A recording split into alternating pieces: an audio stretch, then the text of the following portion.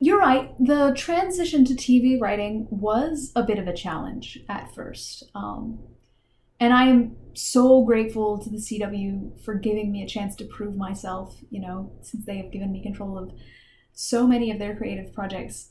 I just, I hope that this 12th award that I have won for them shows them just how good of an investment I was and all that. Yeah. Oh, yeah, absolutely. And thank you so much for having me. Anytime. All right.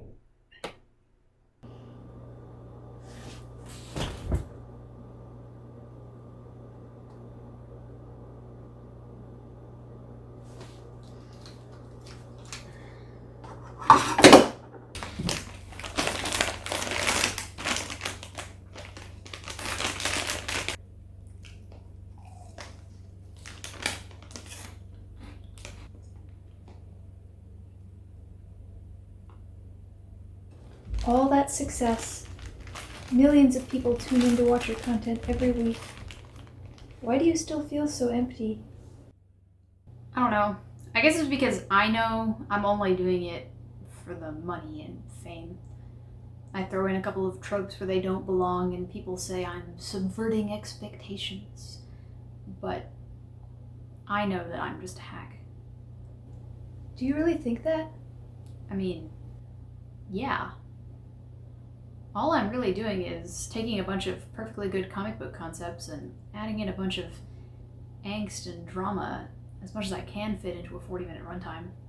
I have a big notebook full of ideas that I can draw from if I'm lost, like single episode love interest, or pretend the current plot is part of an even bigger plot I haven't planned yet and never resolved this one, or kill somebody off and bring them back in the next episode without explanation, or, obviously, add a love triangle. I don't even know what I'm doing. I'm wasting everybody's time with cheap tricks. Anybody could do my job. Hell, the CW might be better off without me.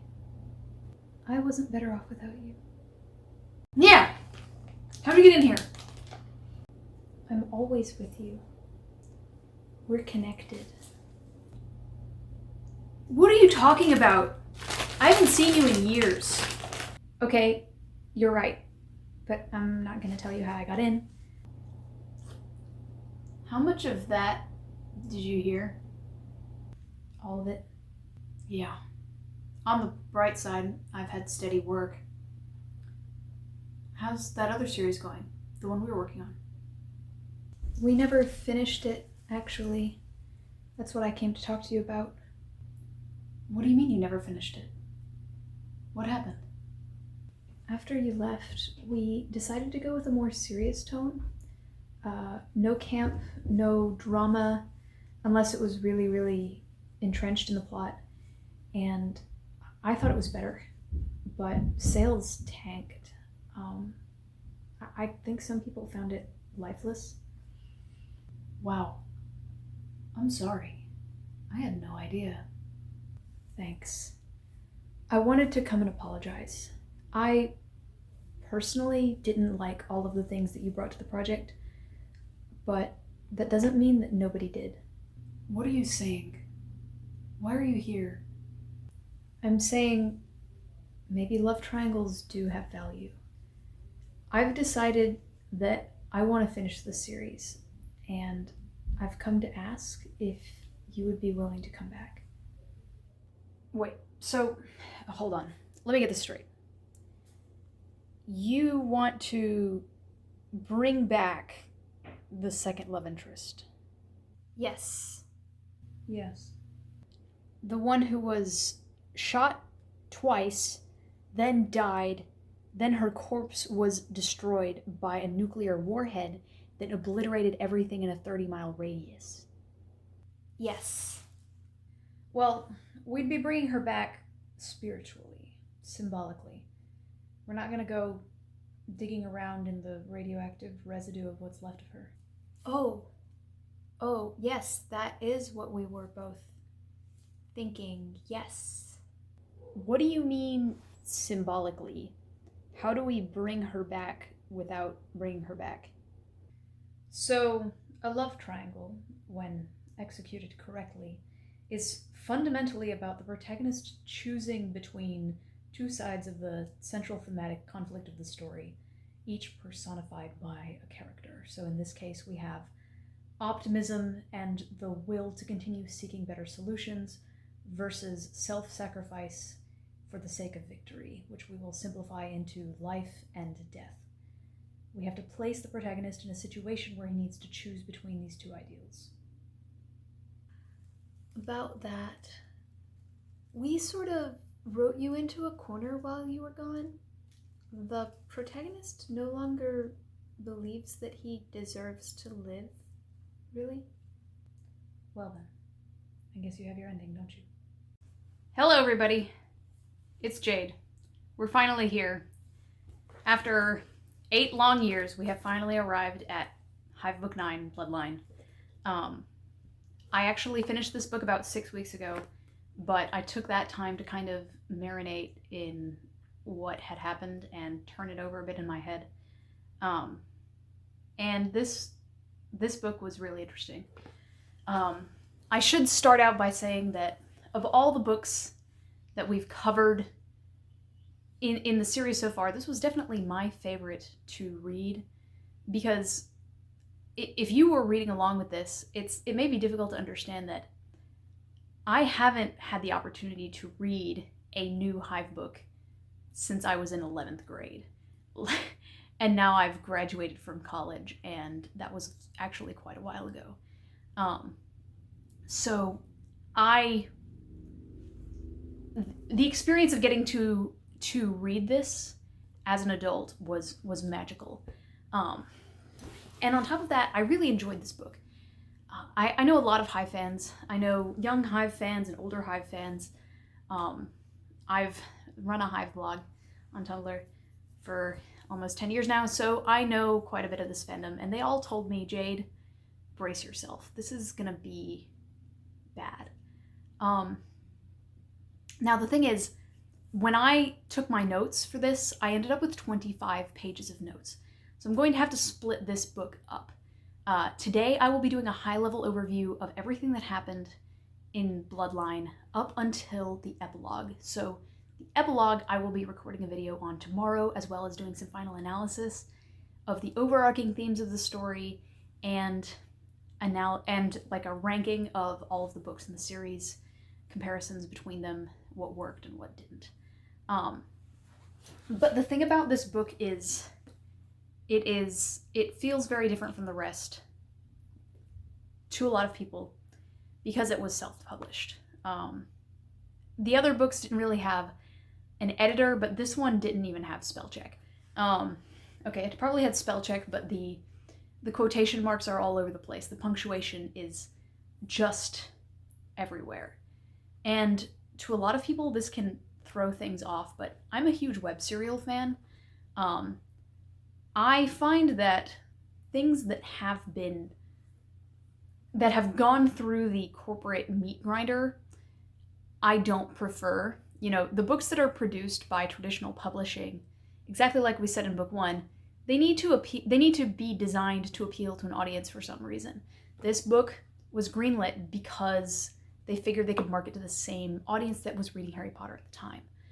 When I read books now that have been traditionally published, I don't like them as much as things that have been self-published, because I know that they have been through that process of making it appeal to the lowest common denominator. That's not to say that there isn't value in books that are traditionally published. Of course there is.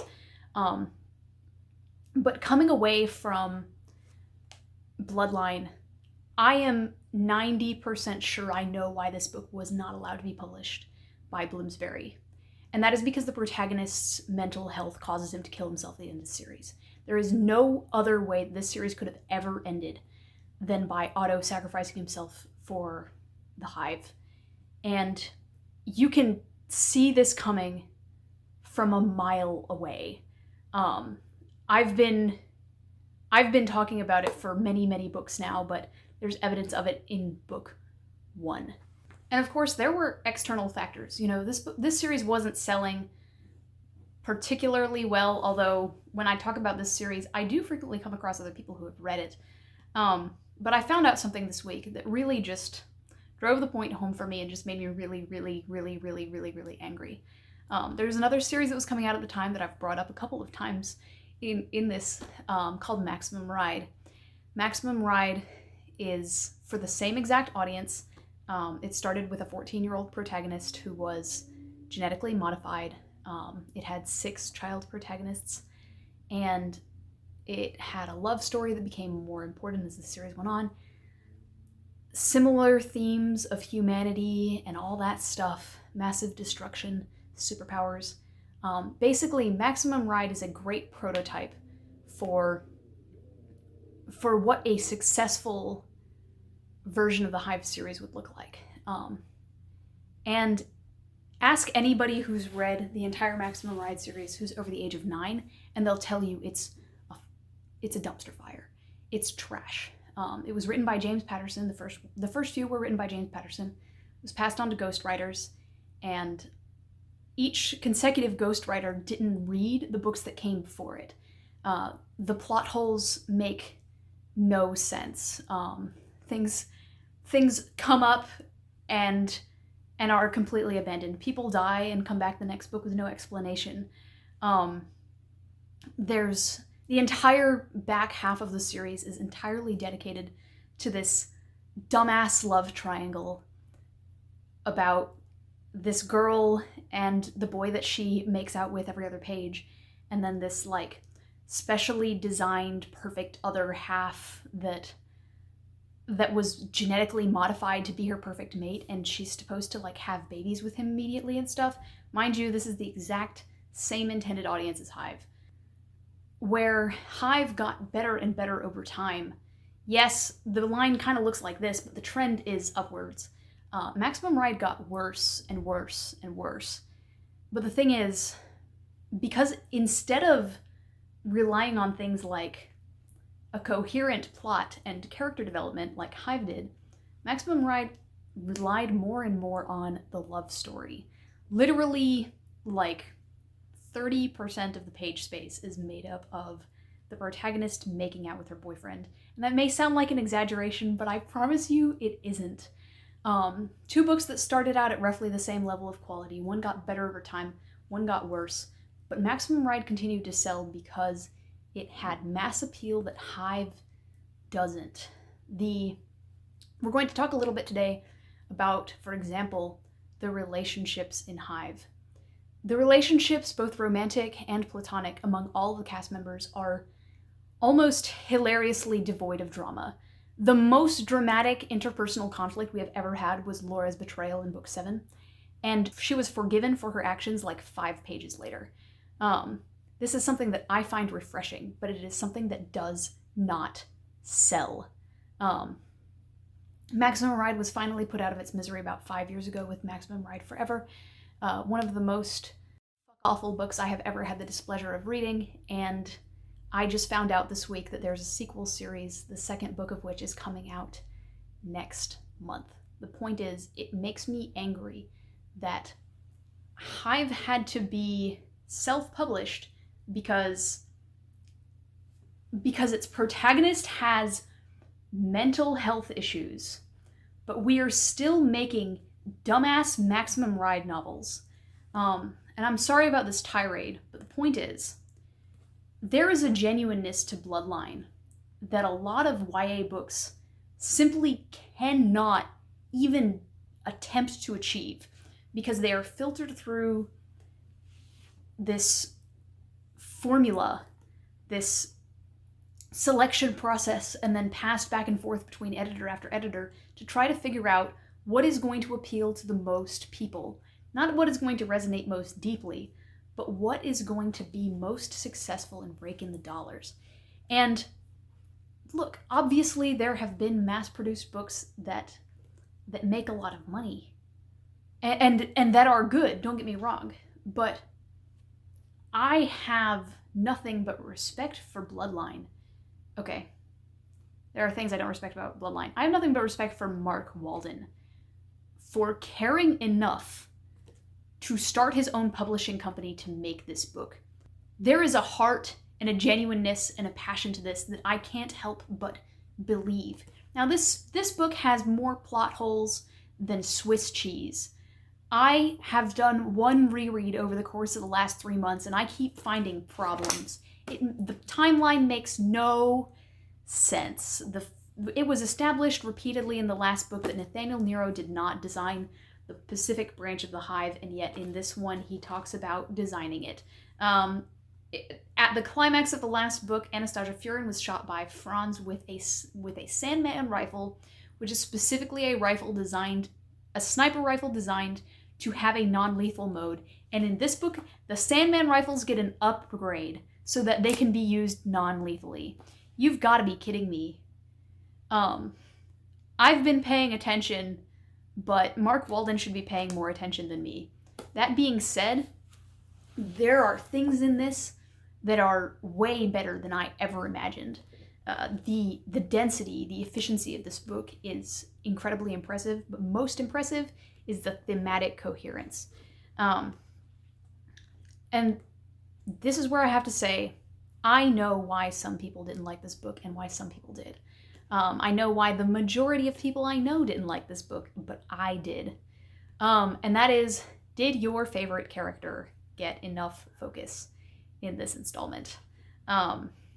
My favorite characters, I made a little list because I was talking to some people today. My favorite characters are probably Otto, Hive Mind Diabolus, Laura Franz, and maybe Nero. All of whom get lots and lots of really good character development in this installment. But for the vast majority of people, I also love Shelby.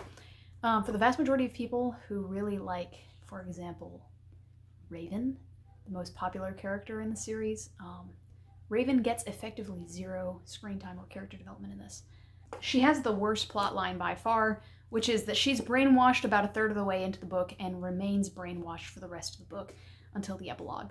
That sucks, and I can understand why the Raven fans were disappointed. But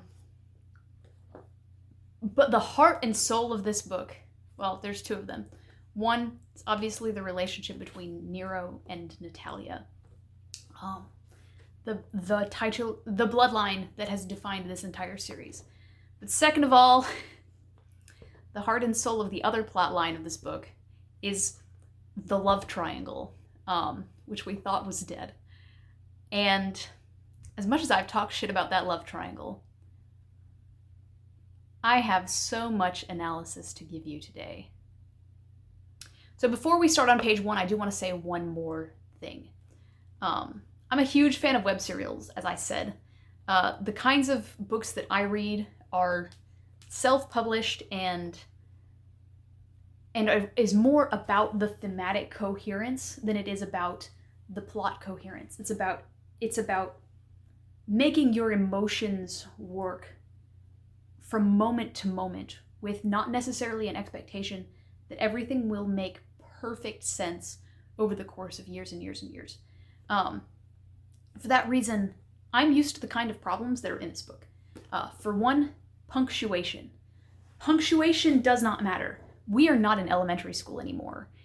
When we are judging an author, we are judging what is in the book. We are judging his word choice. We are judging the emotions that we feel. We are not judging whether he can spell. It's unfortunate that he was apparently using Google Docs. I personally know that Google Docs will produce many, many, many of the same punctuation artifacts that came up here. And it's unfortunate that Google Docs does not love Mark Walden, but I cannot judge his writing quality on that, and you shouldn't either. Are we going to judge him for effectively writing Raven out of the story? Yes. Are we going to judge him for, say, misspelling people's names? No. On top of that, there are a lot of logic issues in this. Penny's name changes. I'm sorry? What? But while that is something that I'm really, really mad was changed, because I run a wiki for this series, and Mark Walden could have definitely just looked at my wiki and found the answer to what Penny's last name is. We are here to analyze the things that Mark Walden put in this book on purpose. Yes, he made boo-boos. He made a lot of boo-boos. But I have ignored a lot of boo-boos in this podcast, and we're going to continue to ignore them today. Because analyzing a book is about analyzing the author's actual intent. Not the mistakes that they made, but the things they put in on purpose. With all that in mind, let's start with page 1 of this book, where we meet Elena Furin. So in our flashback, we have a young Maximilian Nero waiting for his fiancée, Elena, a beautiful and apparently very sweet pregnant woman who is due to give birth in a few days. They're planning on running away, getting away from their life with Glove in the glass house, when unfortunately Elena is shot. The point of this scene is that Nero and Elena were adorably happy. They have probably both done terrible things in the past. She's a Furin, and Nero obviously was born into Glove. But when they're around each other, we see that they're very happy and very kind to each other. And ultimately, it doesn't matter what they did before here. Ultimately, Hive as a series takes the stance that if Elena Furin has killed a whole lot of people or something like that before the start of the series, but she makes this decision at the beginning of Bloodline to run away with Maximilian Nero, start a family on an adorable little farmhouse in the country, that is a good thing. That means that Elena Furin has decided to stop killing. That means there are 2 less people involved in this criminal underworld. Now, obviously, Maximilian has a path in life that does a whole lot more good than what he was originally planning. But it doesn't really matter to Mark Walden or to the morality of the series what kinds of horrible things these 2 have done before Elena is shot. So we see that Peter intends to shoot Nero, but accidentally shoots Elena instead. A lot of people were really mad that this seems really thin. And yeah, it does kind of seem thin, but here's the thing. Elena was going to die either way. Anastasia makes it really clear over and over again that she does not like the fact that Elena had a child with a Nero. She believes that not only is her bloodline corrupted, but Elena is corrupted. Anastasia is also a monster. She only wants to cause pain. And if Elena is truly the adorable little sweetheart that we saw in this flashback, then Anastasia has no use for her. Clearly, Anastasia did not love her. So the plan, I guarantee you, was to kill all 3 of this sweet little family, but she ended up only being able to kill Elena. The other thing that's important to note here is that Nero wanted out of Glove. He thinks that the right thing is for people to not be causing chaos. He wanted to be part of the world where the civilians are. But most importantly, Maximilian Nero wanted to be a father. He wanted to raise children. His wife was pregnant, and he was excited about it. I mentioned this in my live read video, but this is the thing that changed things the most to me looking back. I can't believe I didn't guess this. I can't believe we didn't guess this. He wanted to be a dad. He loves children. Everything that has happened in this entire series has been a product of this man's paternal instinct having no direction and trying to find a place to put it. So let's talk about the fake memory. So Nero is waiting in the hospital to see whether Elena made it. The surgeon comes out and tells him, no, we were not able to save your wife or your daughter. And he leaves the hospital reeling. He doesn't know what to do with himself. But ultimately, what Maximilian Nero believes is that if you want to take something bad out of the global equation, you must replace it with something else. If you just kill a bad guy, there will be a power vacuum. We've seen this over and over and over and over and over and over and over with the Glove ruling council, where somebody is killed and then somebody else takes their place, and maybe that person's worse and maybe that person is better, but we have to make sure if they are better that we protect them, because otherwise they're going to get killed by somebody worse who is going to replace them. Power vacuums matter. And so, Nero does two things. One, he decides to try to replace Anastasia Furin. The glass house is what has been providing personnel for everybody. He's going to create his own institution that provides personnel. But second of all, he is going to make sure that the kids who come out of his institution are going to be able to replace bad guys in the future. It's okay if they are not good, but they have to not be monsters. He had no wife and he had no daughter. He had to put that energy elsewhere. He had to give up on that future and pursue something else. He had to fight the bad guys. He chooses to redirect the love and the future to not only be more powerful, but to also do less bad. I said this in my live read video, but I'm really glad that he didn't run away and collapse the same way that Cypher did. It shows an incredible strength of character for Nero to have taken his grief and channeled it in such a positive direction. Brief note on the mind-altering sequence. So we get a little scene where we see that Nero is tied to a table, and Anastasia has made a deal with Francesca Sinister, the Shadow Queen, to alter his memory. And Nero says something while he's on the table. He says, "We just wanted to live a peaceful life." And Anastasia says, "There is no peace for people like us." But here's the thing. That has been true over and over again in this series, but the one person who has caused that every single time is Anastasia Furin.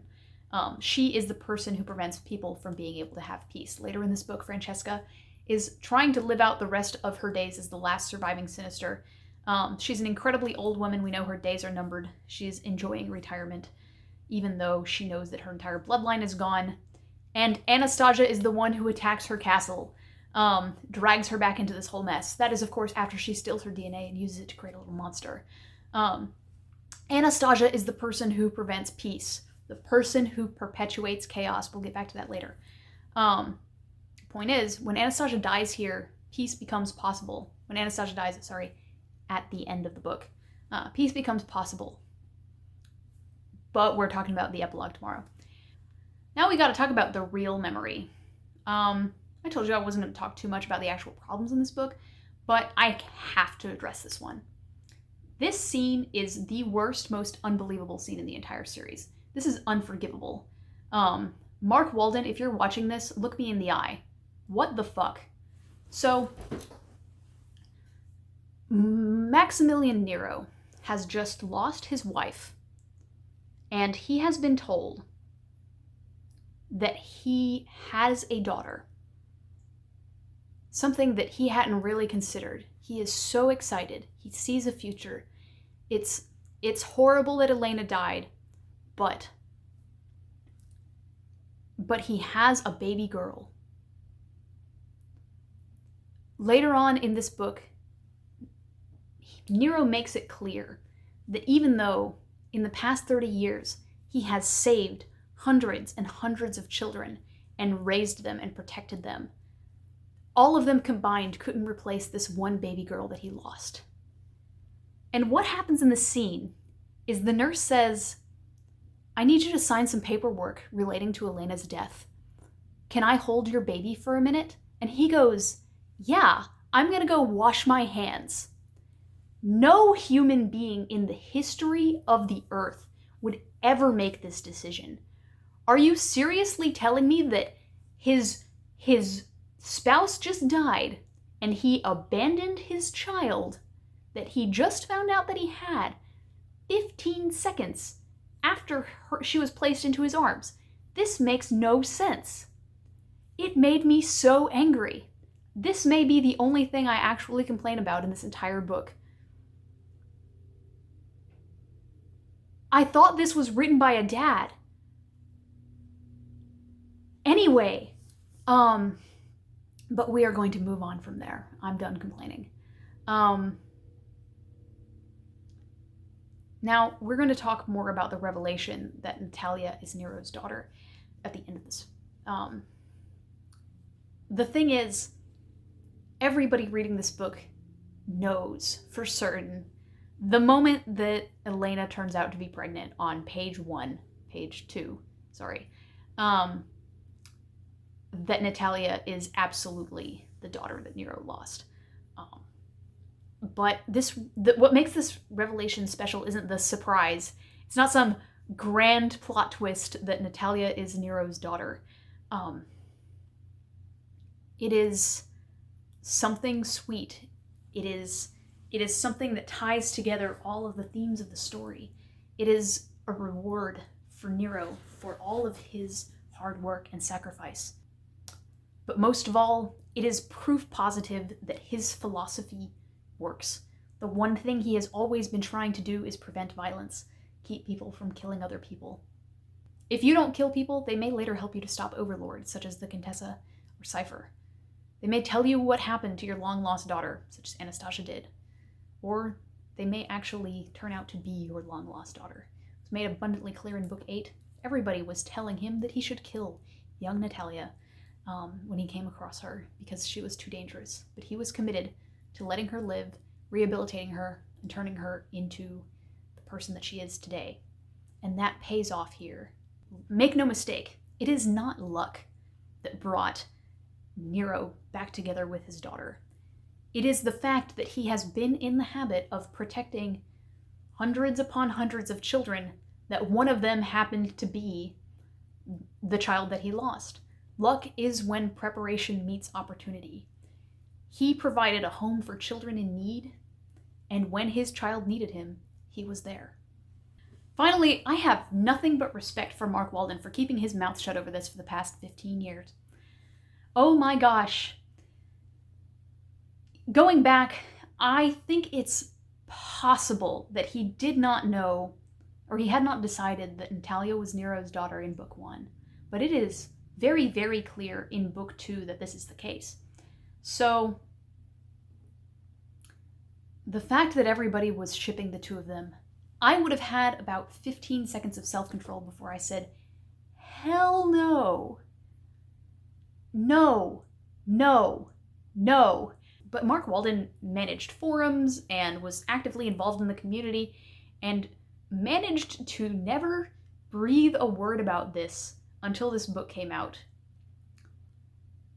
That is some self-control I simply do not possess. Alright, so let's talk about Anna. Anastasia obviously is a foil to Nero. She is his diametric opposite. Nero wants to take control of the world and make it less chaotic, nudge people and flows in the correct directions for the benefit of humanity. Anastasia wants to do what the glove logo says. She wants to cause as much pain as possible and smash the globe with her fist. Both Nero and Anastasia have tried to go about achieving their goals through control of the future by raising a hand-selected subset of children to believe in and embody their ideals, carry them into the future. In this volume, we see the product of Anastasia's research, which is to create a bunch of crazy, powerful children that will do something terrible to the world. She doesn't really care what. But the way that she achieves her goals is through creating and raising children. These children have not been raised to have anything resembling common sense, and the hope is that they will eventually accidentally end the planet. And it almost works. Good job, Anastasia. So, the thing about Anna, she's a creation by Anastasia. She's the most powerful. And here's the thing about her. I was disappointed. When I first met her, I was really, really, really excited about this character concept. And then she thoroughly let me down. I did not like the way that her personality was constructed. There's another character in this book, Francesca, who is introduced in this book, who is delightful. Callie, also introduced in this book, delightful. Anna, I hate her. She has a couple of really great scenes, and a lot of aspects of her character are well thought out, but her personality is really, really grating, and not in the entertaining way, in the it hurts to read this with my eyeballs way. At one point, she gets the commander of this Russian military frigate to bark like a dog. She would be really annoying to watch on screen. I guess the right way to explain it is like, if I was watching this on TV and somebody came up behind me and saw a scene with Anna, I would not want to watch this show. But that's all I'm going to say critiquing Anna, because I think everybody agrees with that. But here's the thing about Anna and this whole book.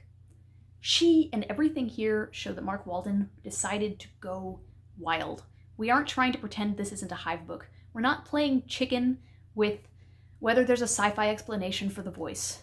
This book says, yes, the Sinisters are witches and the voice is magic. And if you combine one of those with a Malpence, you're going to get a cyborg witch.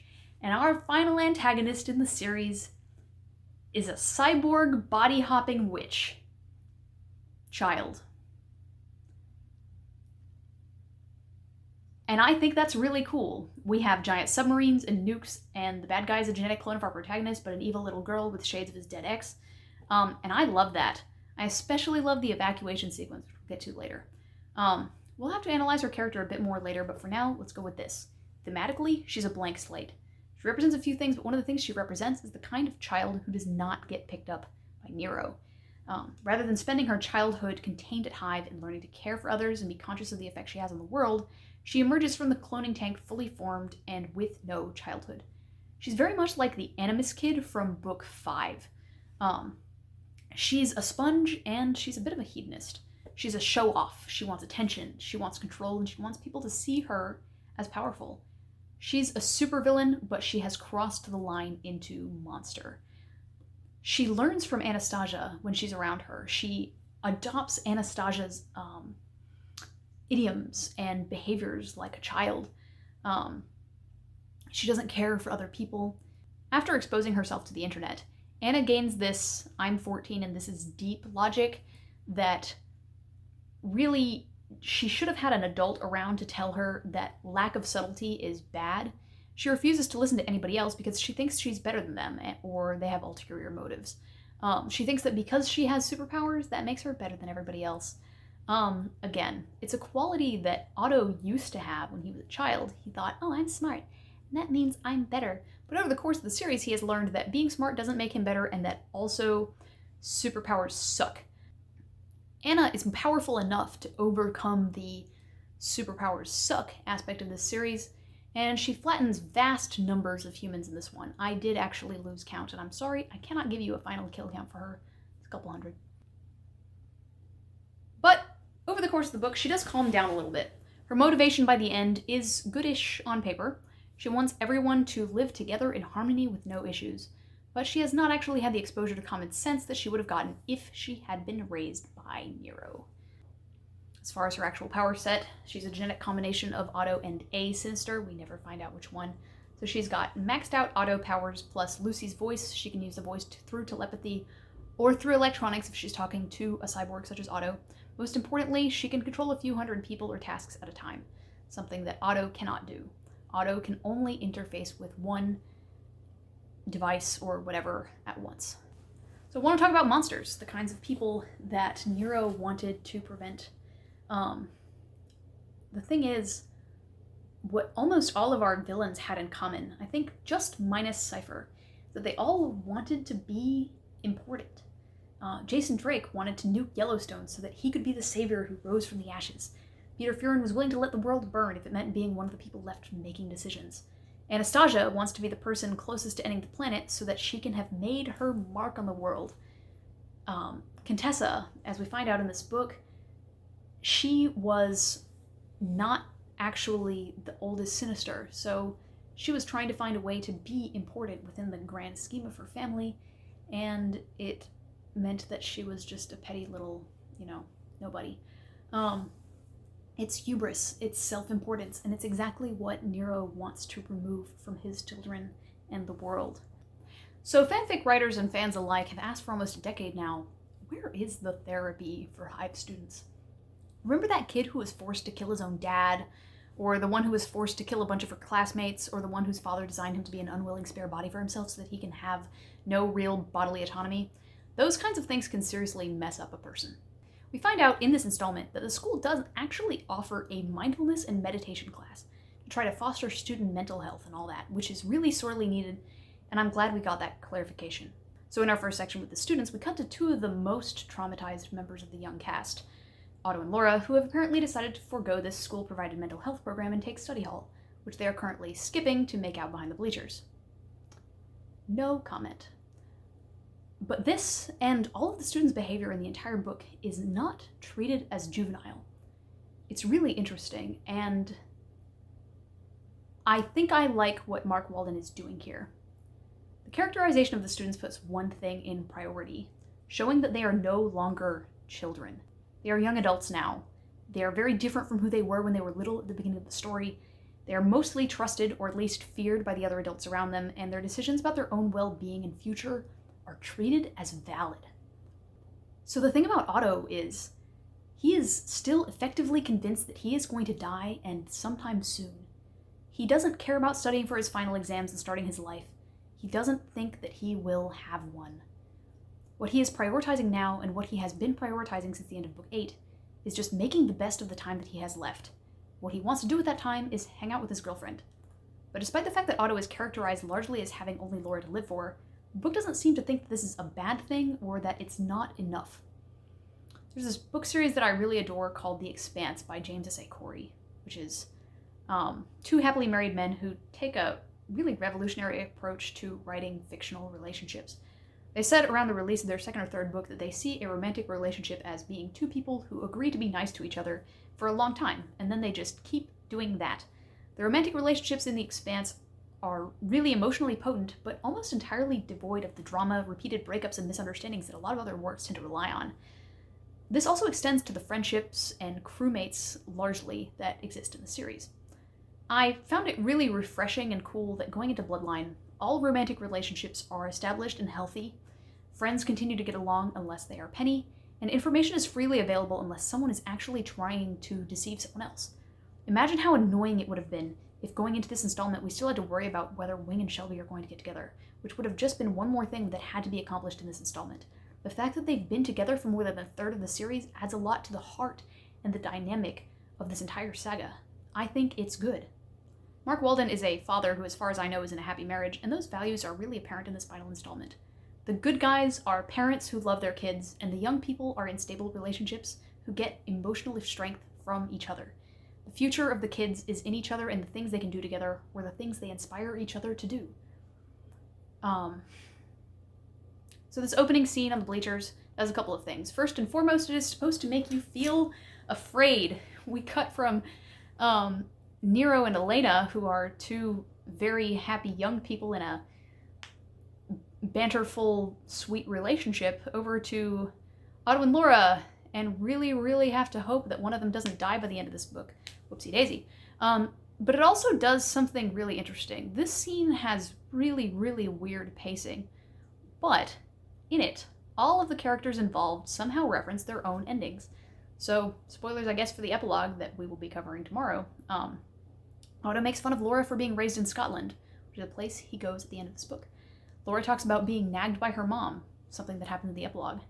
They talk about Wing being a little kid doing self-defense drills. I actually wonder if maybe I missed which one this is supposed to be. Shelby talks about not liking younger children, despite being responsible for a bunch of younger children in the epilogue. Hive Mind is called a mother, and Nero is called a father. Mitch, by the way, will be talking tomorrow about Hive Mind's role in the story. Despite the fact that Franz may actually be my favorite character, I don't really have very much to say about him. His development is very straightforward and pretty obvious, and the attention is called to most aspects of it directly on the page. He started out as a coward, and an obese coward at that, and by the end of this book, he is not only a hero, but also a Casanova. Between books 8 and 9, he's gained the confidence to lose weight, and during this entire book, there's a hilarious running gag where he keeps trying to teach everybody how to do things like assemble a gun, or teach them about protein powder and proper weightlifting technique and stuff like that. It's really funny and really sweet, but we're also really happy for Franz because he has been seeking this self-confidence for the entire series, and now he finally has it. That being said, Franz is an attention whore. I know that's probably not a word I'm supposed to say. That's something that we've always known about him, and one of the things that this book brings up is that, so he has like literally a different girlfriend every day, a different study buddy, which I honestly don't know whether that's a euphemism. He always has a posse of girls following him around. In the epilogue, a lot of the other girls are still following him around. And the book also asks you whether Franz is gay, and in love with Nigel. I don't think that Franz likes girls, because one thing that we've seen over the course of this series is that Franz doesn't respect women.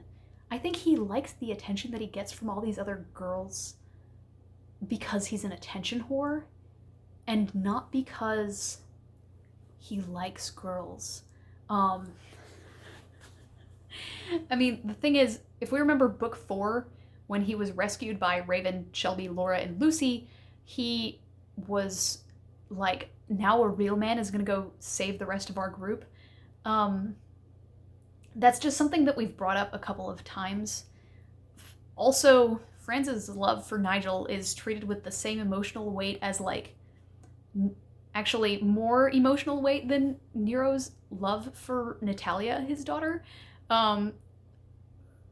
Franz's single-minded need to protect Nigel at all times has been the point of, like, 2 or 3 installments.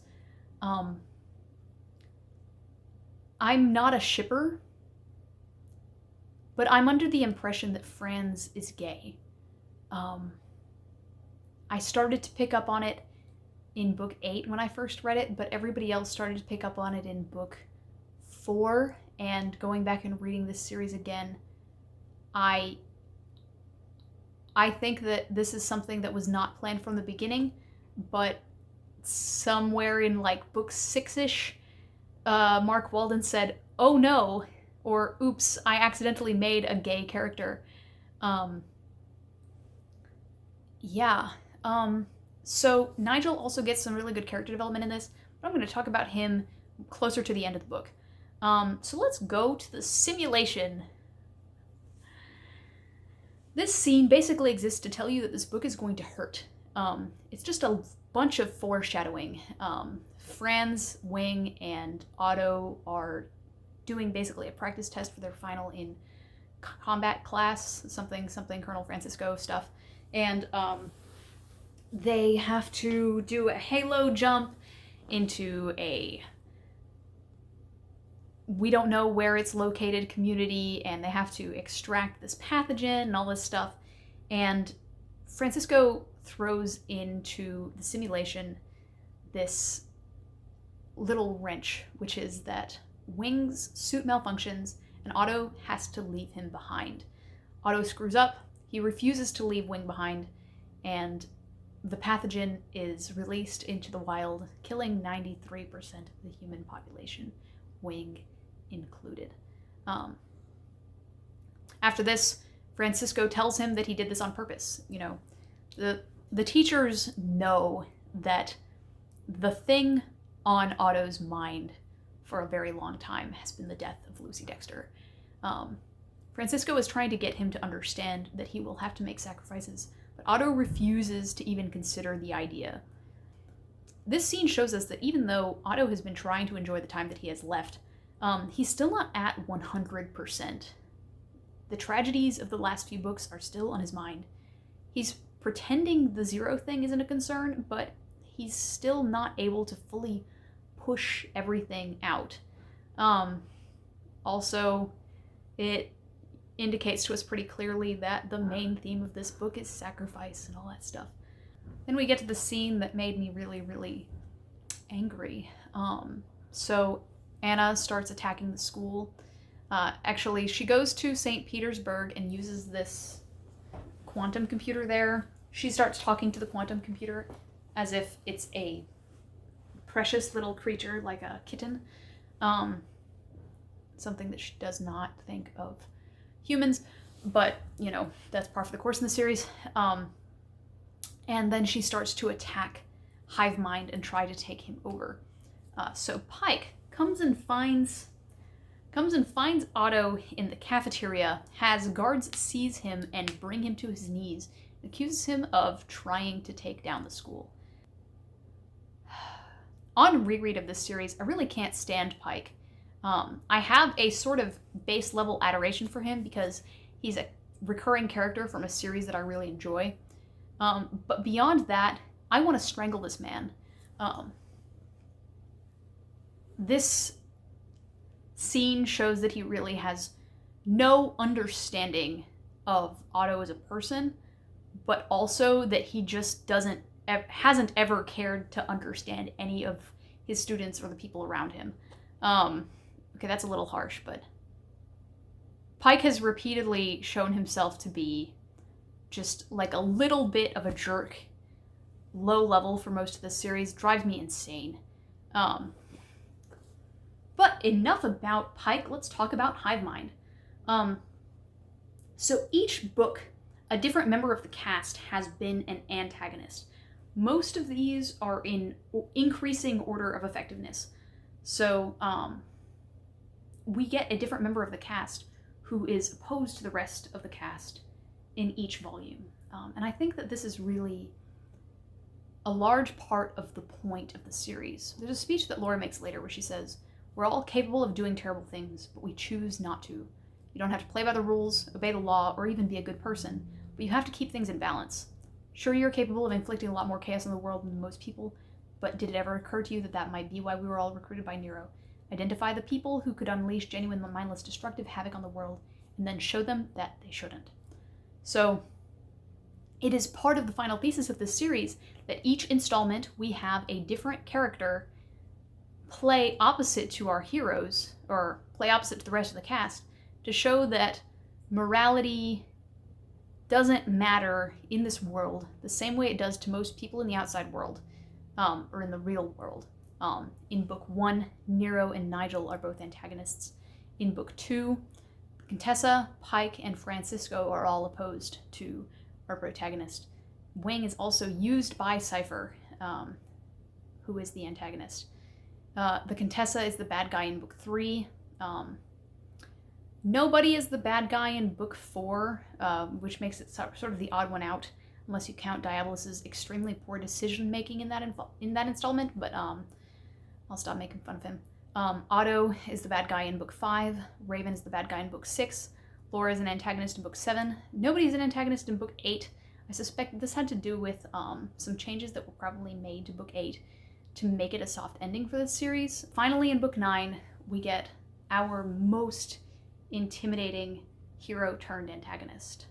The one that we were clearly building up to the entire time, we just didn't see it, and it's Hive Mind. Hive Mind, who more or less is the island. He is our paragon of virtue, our most good, our most pure, precious cinnamon roll. But really, he's the one everyone relies most on, and the one that hurts most, both emotionally and as far as the plot. He's been this one thing that's been sort of simmering in the background, this loaded gun. We give him more and more throughout the series because we trust him more and more. It's character development for the adults to be more accepting of him because he's a robot, which just makes him more powerful as they give him more responsibility. But this absence makes Otto the most vulnerable he has ever been in this book, and probably contributes to the immense fear that he feels throughout this volume. Throughout this book, 90% of the threat that they face that isn't the voice comes from Hive Mind. Hive Mind has the ability to control the robots. Hive Mind has the ability to control the island's defense systems and all that.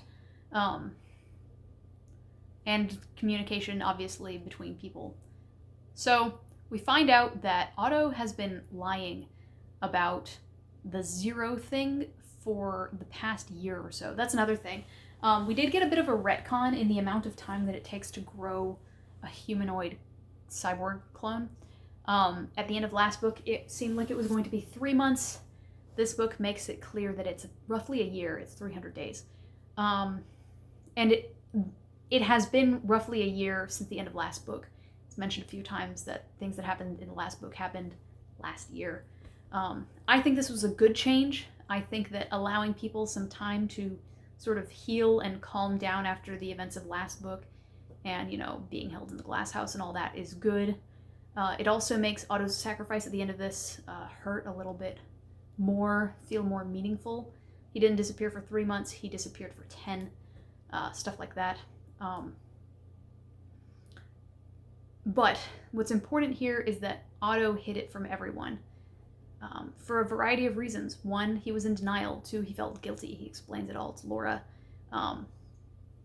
in a very open conversation that just tells you everything that he's thinking pretty explicitly.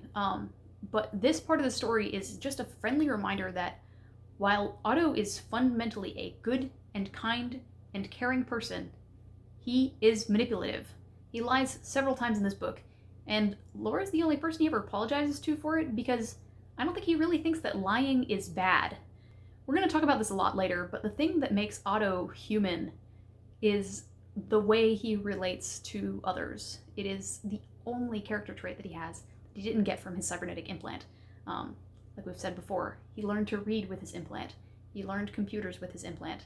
He learned everything that he knows with his implant, except for his ability to manipulate others, his empathy, his ability to relate to others, and to care for others. All of this interpersonal crap is the human side of him. And lying is a part of that. So Anna takes over Hive Mind, and then she connects to Otto's implant and makes this illusion in his head.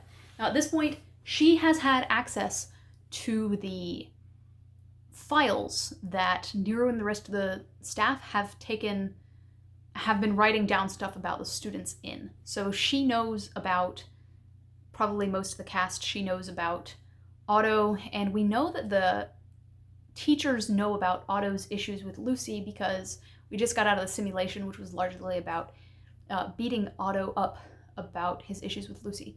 So we know that Anna knows about this. I don't know if she put together that the voice from Lucy is her voice, but she does know that Lucy's voice is the same. She knows that Lucy's voice is the same as hers, but she doesn't know that it comes from Lucy. There. So she creates this illusion of Lucy in Otto's mind where it's like this burnt flesh meat puppet thing that's coming towards him, and then like her hand skeleton strokes the side of his face. And the thing is, the moment this illusion of Lucy shows back up, Otto's stay of execution is over. His timer that's counting towards his death starts back up again. This is where we enter the middle portion of this book. Otto has been jolted out of his stasis. Things are coming to an end.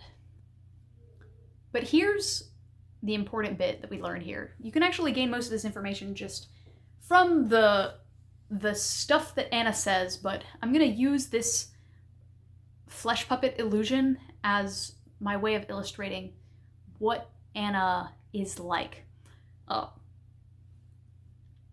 Anna knows nothing about people. All that stuff we were just saying about how Otto's understanding of people and ability to manipulate them and care for them and all that stuff, that is his human side. Anna doesn't have that. A, she doesn't really have a human side, but B, she values power only.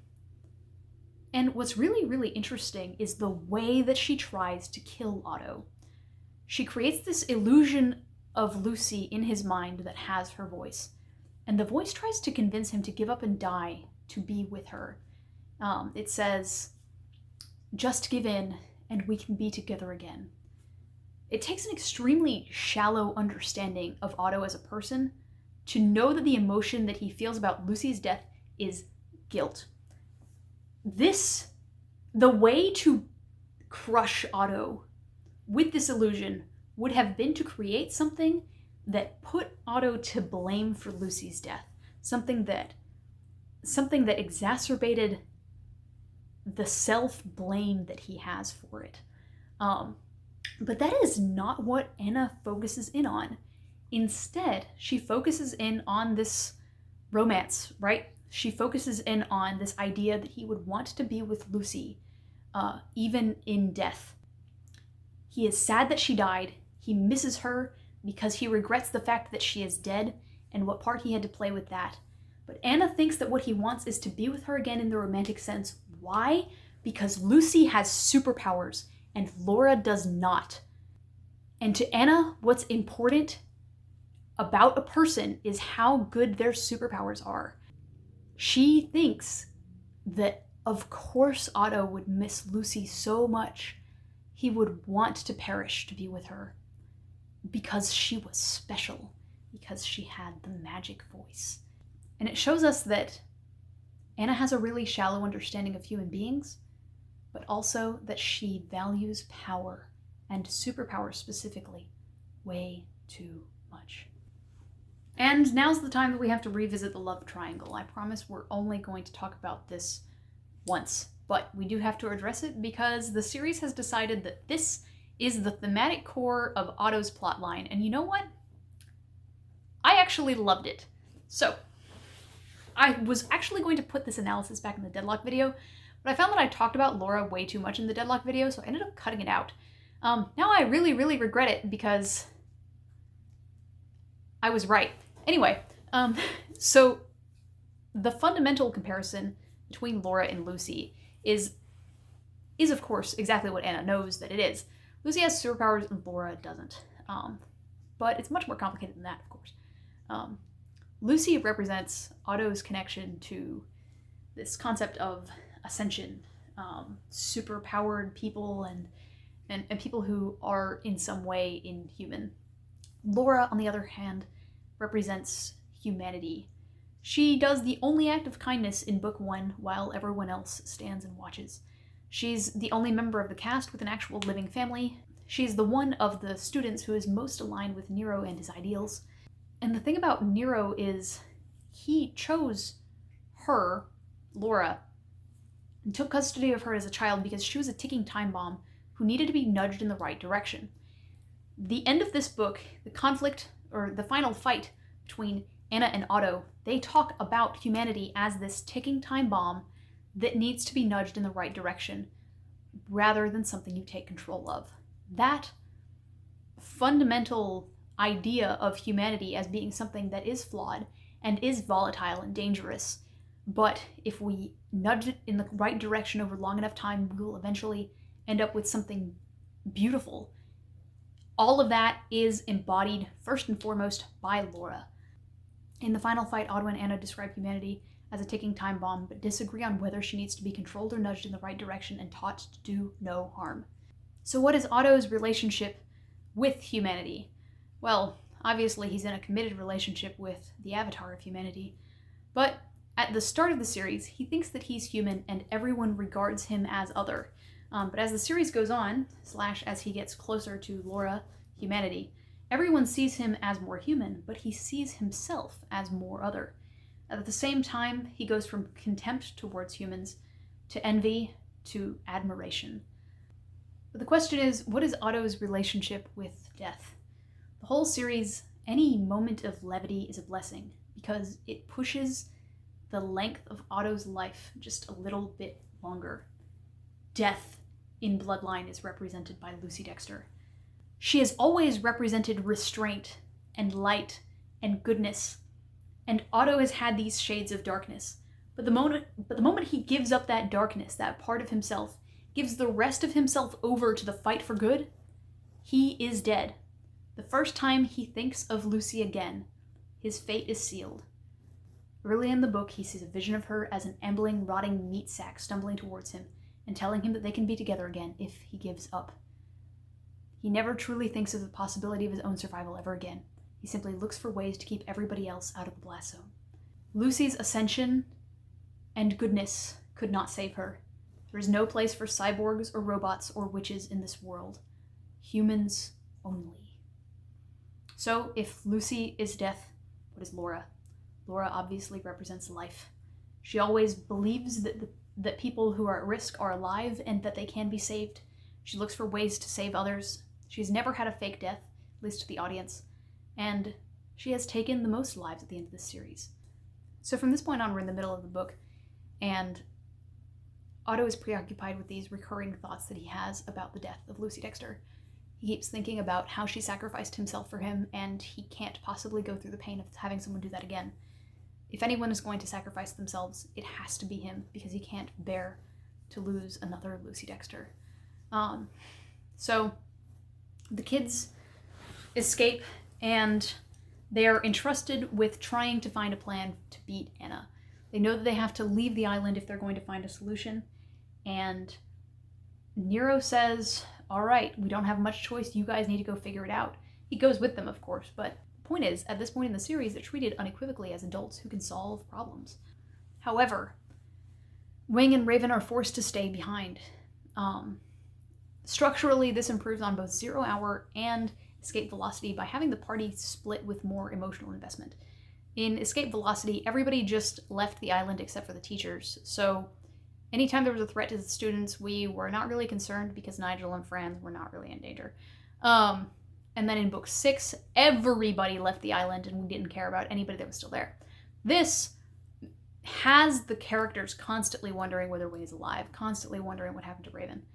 And that means that everything feels more perilous. There is more gravity to the situation than there was in any of the previous installments. So after they have to leave Wing behind, Shelby starts spiraling. For one, she can't stop thinking about the possibility that Wing died. But she starts fixating on this idea that she's going to be the one that kills Anna. Now, I have some really amazing analysis of Shelby and her role in this story and all that, but unfortunately, almost all of it is rooted in her epilogue. So we're going to be doing a massive Shelby analysis in the next video tomorrow, but unfortunately, I just can't give you anything really, really meaty right now. But what I can tell you is that she opposes both Anna and Penny as these sister figures for Otto. She has represented a different facet of humanity to him, a way to get him to behave in a way that is more human-like, by encouraging competition and snark and all that. Lumped in with Shelby, we have Penny's analysis tomorrow. The thing about Penny is, she was always Diet Shelby, and that's why they're going to be talked about together. So, Anna makes her way to the island. Wing is picked up by Miss Leon, who is probably the best character in this book, and they eventually meet up with Penny and begin their process of evacuating the school. We'll talk a bit more about Wing later, but Wing's role in the story, apparently, is the person who protects people who can pick locks. And of course, the person that everybody loves and wants to protect. Otto finally figures out that Anna is probably a combination of his own DNA and a Sinister's. Actually, he probably figured it out pretty early on, but he didn't tell anybody because he can't tell the truth for more than 5 minutes at a time. So he, Diabolus, and Nero make their way to Sinister Castle, where they're going to meet with Francesca and talk to her about, like, hey, somebody stole your DNA, use it to make a freak. But he has a couple of minutes to himself when he sits in one of these bedrooms of the castle and thinks about how afraid he is. The best part of this book, I have talked about, I love Miss Leon or whatever. The best part of this book, unequivocally, is Otto's arc and internal monologue. It's a shame that we didn't get much of this in the forefront of his mind in the past 2 books. Although I do think that that was good writing to show that he was, repressing all that stuff. I'm really glad that we got the amount of internal monologue from him that we did in this book, even though he still manages to be an unreliable narrator as this book progresses. The thing about Anna is she scares the living daylights out of Otto because she pushes all of his buttons. For one, she's red, like his dad. Her digital avatar is red. She has Lucy's voice. She literally, obviously, gave him an illusion of Lucy to think about for a while. She has mind control, which is Otto's biggest issue. He thinks about that here. He says his biggest fear is being forced to fight his friends again. Obviously, at the climax of book 5, he had to fight both Wing and Laura, and then the climax of book 8, he was forced to try to kill Laura again. This is really the thing that he does not want to experience ever again. And here we are having to be put in the exact same situation all over again.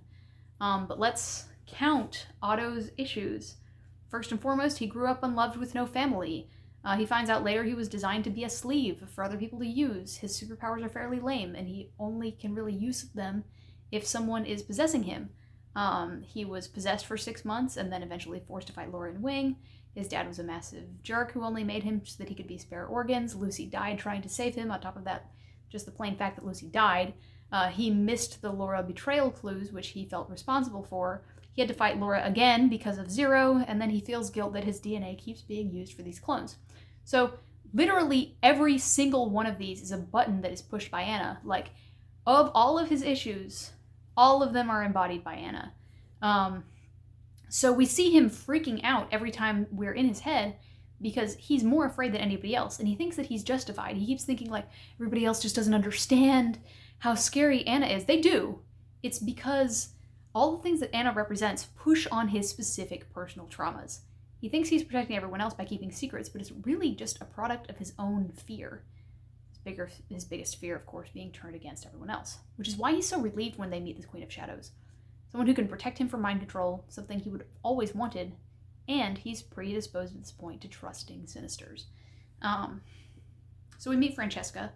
She's a really cool old lady. She's an incredibly, incredibly powerful Sinister who is the current queen and has all of the, I guess, the accumulated voice of their entire family or something. Anyway, she's super neat. Wears this handmade lace dress and all this stuff. She's a great-grandmother. And her great-great-granddaughter, I don't know, how does the song go? She has decided that she does not want Anna to exist because having the voice is a privilege, and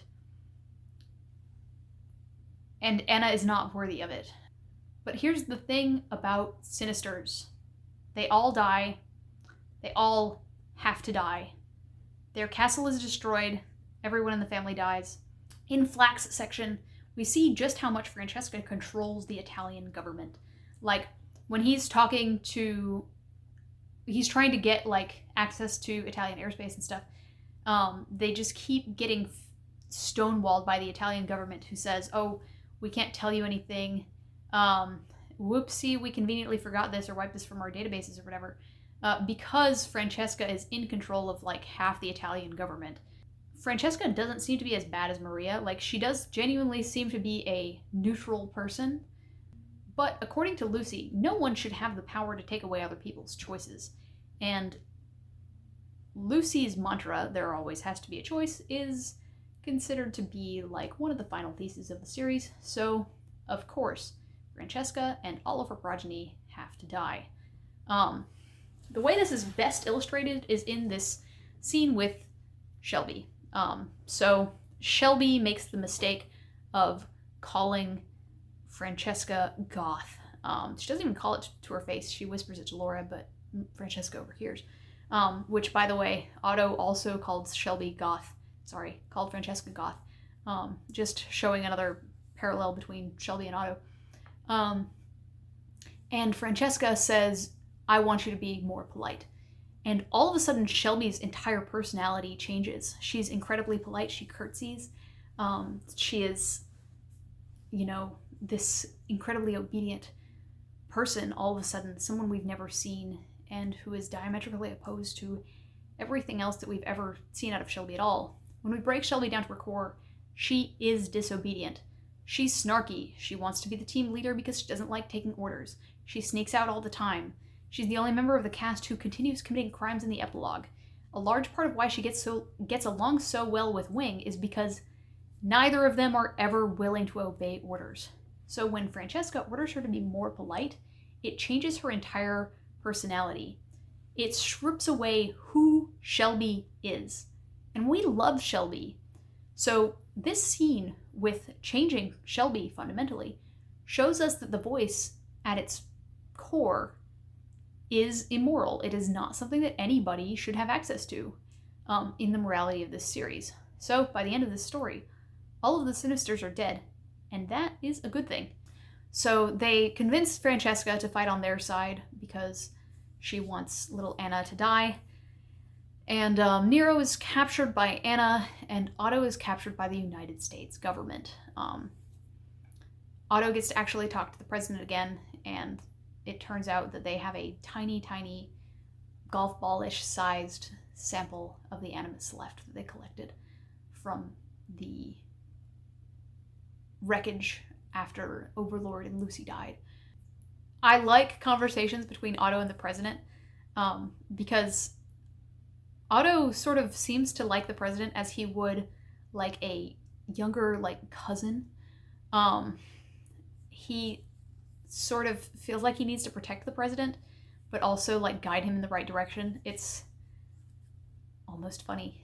But there's a little scare here where it seems like Overlord might be alive. I was unhappy at that. I was not happy at the idea that maybe Overlord was alive. That was not cool. So Otto goes into this chamber with the Animus, takes off his helmet, and checks to see whether there's anything left of Overlord of the Animus, and he's completely gone. And Otto is just so relieved. This was actually the first time in the book that I teared up. This is Otto's first real win of the book. This reminder, this proof positive that at least in this one respect, he is truly free. His dad is gone, and this Animus is his to inherit and take. The other thing that I want to bring up now, because I'm actually afraid I'm going to forget to mention this later, is that in Otto's final fight with Anna, he says that Lucy died fighting someone who was a deranged megalomaniac. And that is the one time in the entire series that Otto, as far as I remember, acknowledges his father as a person. He has always thought of Hive Mind as a person, but Overlord as this mindless machine, a simple computer program such as a calculator. And he didn't like the fact that that calculator was his father, but he was unwilling to acknowledge the idea that his father was sentient or had real motivations. Otto gives up his humanity over the course of this book, but I think it is healthy for him to have acknowledged that even though his father was an artificial intelligence, he did have sentience, he did have a motive. He was a person. So Otto makes his way back to the Megalodon, gets the president to give them a bunch of EM shielding suits that they can put on under their ISIS suits and all that stuff. And then they start planning for this infiltration mission that they're going to have to break back into the Hive. I mentioned in my live read that book 1 is about breaking out of the Hive, and book 9 is about breaking back in. And they decided not to leave Hive in book 1 for Wing's sake, and now they are breaking back in for Wing's sake, so I thought that was pretty sweet. Otto comes up with a plan, but he's deliberately vague about it. He wants to try to take out Anna whatever way that he can, or whatever way that they can, which he thinks is possible because they have Francesca, who can order all of them to not listen to Anna, and then they will not be affected by her when she speaks, which is something that Otto doesn't think of. If he had said, oh, by the way, she can communicate telepathically, Francesca may have been able to say, don't listen to me through telepathy either. Well, don't listen to the voice through telepathy either, and that probably would have worked. They didn't think of that. They made a little boo-boo. So Otto, Laura, Shelby, and Franz are the obvious choices for people to infiltrate the school. We imply pretty strongly in this book and in the entire series that Shelby doesn't really sleep. She instead prowls the bowels of the school looking for stuff to steal. So obviously she's one of the right people to go. Laura, obviously, same kind of thing. Otto, same. Franz is an absolute monster when it comes to combat at this point. But Nigel wants to go. In Nigel's first scene, he's talking to Laura and Franz about how he's studying for exams and all that stuff. He whines about wishing that he had one of Otto's cybernetic implants, as if he was not involved in this series for the first 3,000 pages. But the thing is, he is obviously the least useful member of the entire cast. He has no specific skills. He has nothing that he can actually help with at any given time. He has been the person who gets kidnapped over and over and over. Laura, for example, has gotten kidnapped over and over and also saved people a bunch of times. Nigel is only a danger magnet. But in this book, in Bloodline, Nigel decides to be the best person he can be with what he's got. He has no special skills, but in Bloodline, he finally decides that that is not going to stop him. We are not going to be heroes on accident anymore. We're going to be heroes on purpose. Nigel has stumbled into saving the day a couple of times by being in the right place at the right time. This time, he comes up with the plan that allows everyone to exit the island safely. Ironically, this makes him the kid that turns out most like their parent in the entire series. Otto is obviously very different than Overlord. Wing has almost nothing in common with Cypher. And Talia, despite being very, very close with her father, has nothing in common with him. We see Laura's family later in this book.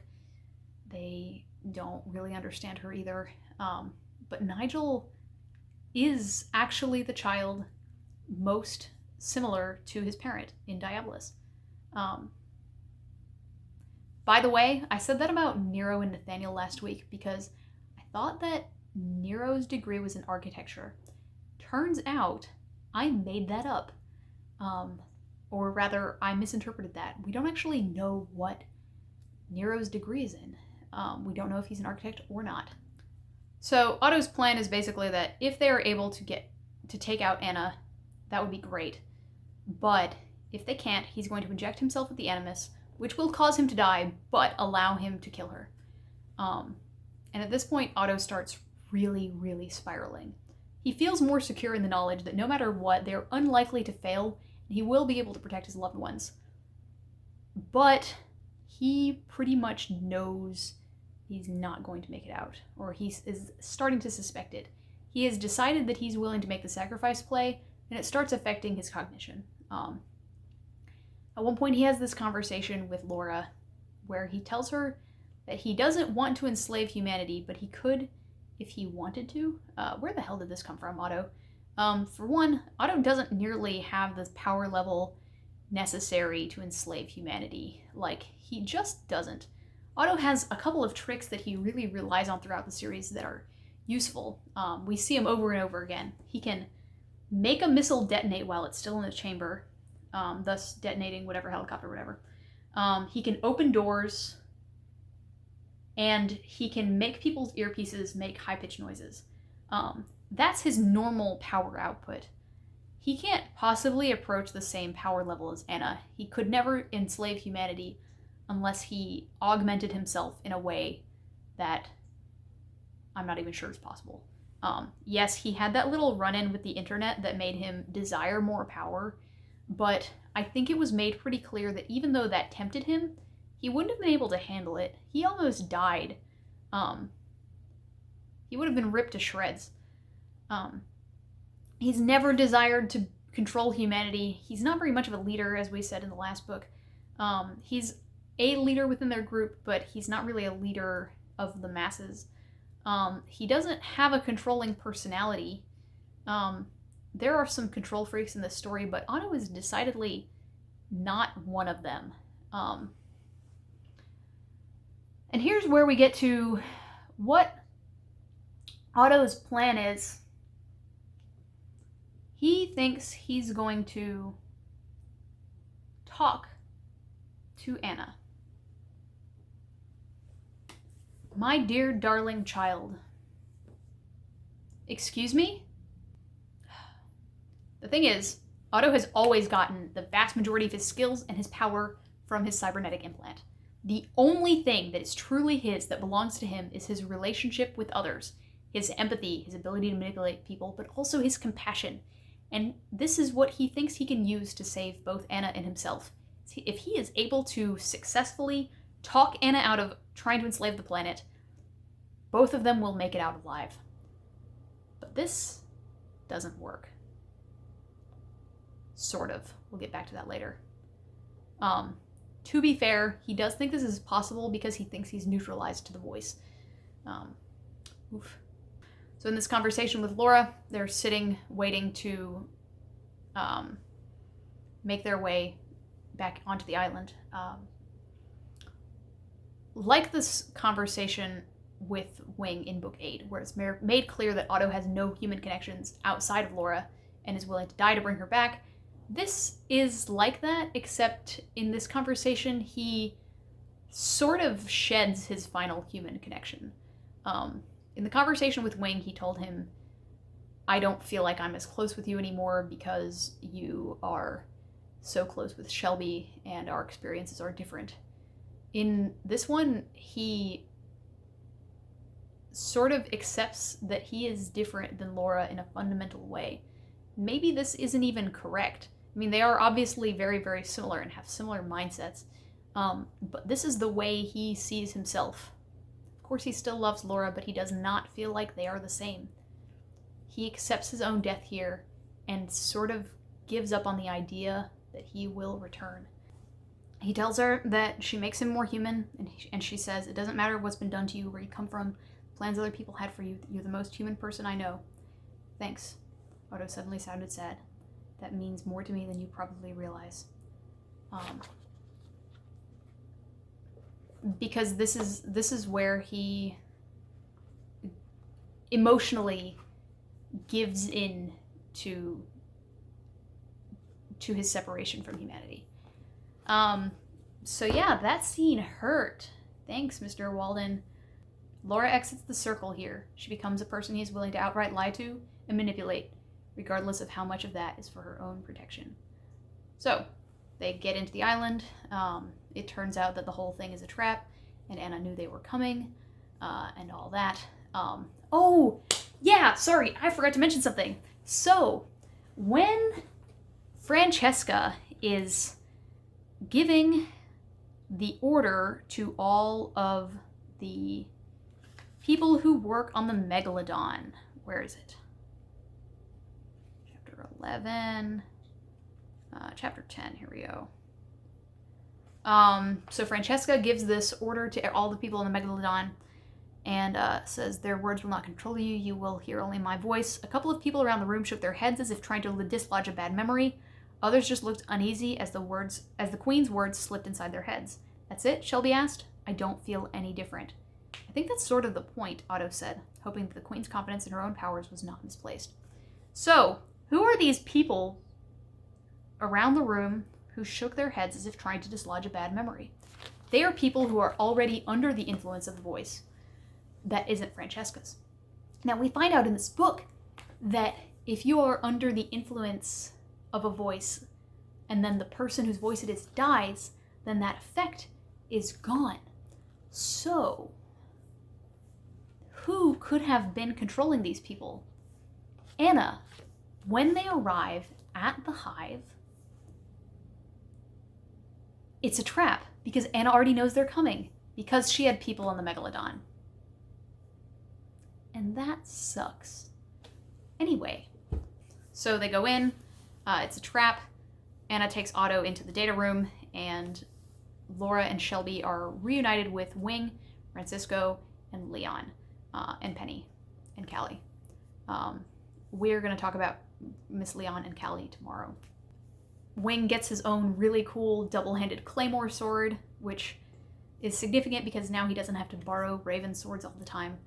And then they go on to Nero's office and start initiating the evacuation procedure. I'm in love with the entire evacuation procedure. For one, the key word to get it is exeunt, E-X-E-U-N-T. Fancy word for when characters in a play leave the stage. The characters in our story are leaving the island, and the story is going to be over once they are gone. We talked about this a lot in the Hive Discord. So what happens is they have to type in this key exeunt, and then it asks for a password, and you get 3 tries, and if you mess up, you'll get locked out. And the password turns out to be Elena, which Miss Leon figures out by looking at the painting on the wall. And a bunch of people were like, isn't that like nowhere near as secure as it needs to be? And I say it is exactly as secure as it needs to be. For one, we are faced with the worst case scenario in this book, or in this situation for this system. You have Laura, who is the most effective computer scientist on the island, standing in front of this terminal, and she needs to use it. If she can use it without prompting, then it is not secure. But if she can't, it is more secure than any other system we've seen in the series. She doesn't know what she's looking for. She doesn't know what the word exunt means, so she can't know that she needs to use the exunt command to even initialize the evacuation procedure. Then it asks for a password. Well, what if she figured out that it was the name of Nero's dead wife? All the kids think that Nero is immortal. None of them know that he has a dead wife. Why would they guess it's her? Yes, maybe they could have figured it out. Laura said that if she had a week with a quantum computer, she probably could have cracked it. Or a week with Hive Mind's main data center or whatever. But that was never realistically going to happen. This system protects exactly what it needs to. Laura wasn't able to get in, but Miss Leon, who does know something about Nero's backstory, was able to figure it out in case of an emergency. Sounds like a perfect system to me. But, thematically, Wing is the person who pulls the lever to start the evacuation sequence. What's really cool about this is that Wing was the person who tried to get everybody off the island in book 1. He told Otto, hey, I think we should try to bring the police back here or something because we have to rescue all these people. And Otto said, no, we don't care about these other people. We only care about ourselves. Wing is the person who breaks the glass and starts the evacuation sequence, and he is the one who protects the hundreds of other students. Otto... I have to grab my book 1 copy real quick.